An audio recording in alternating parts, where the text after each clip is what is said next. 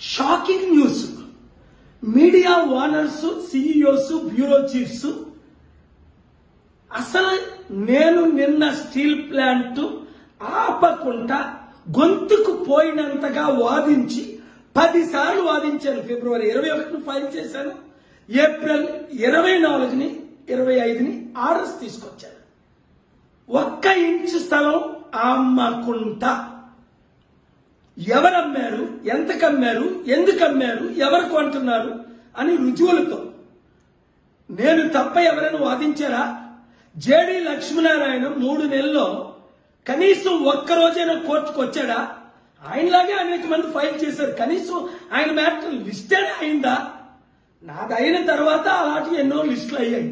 అలాంటిది మీరు ఆయనకి క్రెడిట్ ఇవ్వడానికో ఇంకోరు క్రెడిట్ ఇవ్వడానికో చేస్తే దేవుడు మిమ్మల్ని శపించడా?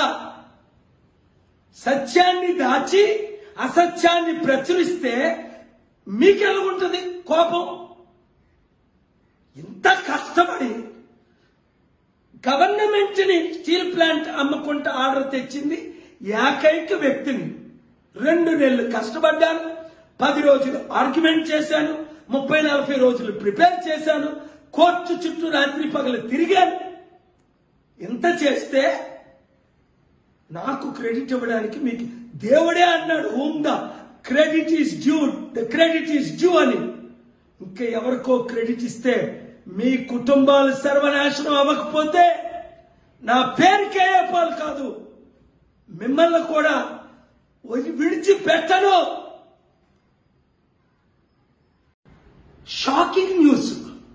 Media owners, CEOs, bureau chiefs అసలు నేను నిన్న స్టీల్ ప్లాంట్ ఆపకుండా గొంతుకు పోయినంతగా వాదించి 10 సార్లు వాదించాను. ఫిబ్రవరి 21ని ఫైల్ చేశాను. ఏప్రిల్ 24ని 25ని ఆర్డర్స్ తీసుకొచ్చాను. 1 ఇంచు స్థలం అమ్మకుండా ఎవరమ్మారు, ఎంతకు అమ్మారు, ఎందుకు అమ్మారు, ఎవరు కొంటున్నారు అని రుజువులతో నేను తప్ప ఎవరైనా వాదించారా? జేడి లక్ష్మీనారాయణ 3 నెలల్లో కనీసం ఒక్కరోజైనా కోర్టుకు వచ్చాడా? ఆయనలాగే అనేక మంది ఫైల్ చేశారు. కనీసం ఆయన మ్యాటర్ లిస్టెడ్ అయిందా? నాది అయిన తర్వాత అలాంటి ఎన్నో లిస్టులు అయ్యాయి. అలాంటిది మీరు ఆయనకి క్రెడిట్ ఇవ్వడానికో ఇంకోరు క్రెడిట్ ఇవ్వడానికో చేస్తే దేవుడు మిమ్మల్ని శపించడా? సత్యాన్ని దాచి అసత్యాన్ని ప్రచురిస్తే మీకెలాగుంటుంది కోపం? ఇంత కష్టపడి గవర్నమెంట్ ని స్టీల్ ప్లాంట్ అమ్మకుంటా ఆర్డర్ తెచ్చింది ఏకైక వ్యక్తిని. 2 నెలలు కష్టపడ్డాను, 10 రోజులు ఆర్గ్యుమెంట్ చేశాను, 30-40 రోజులు ప్రిపేర్ చేశాను, కోర్టు చుట్టూ రాత్రి పగలు తిరిగాను. ఇంత చేస్తే నాకు క్రెడిట్ ఇవ్వడానికి మీకు దేవుడే అన్నాడు, whom the credit is due, the credit is due అని.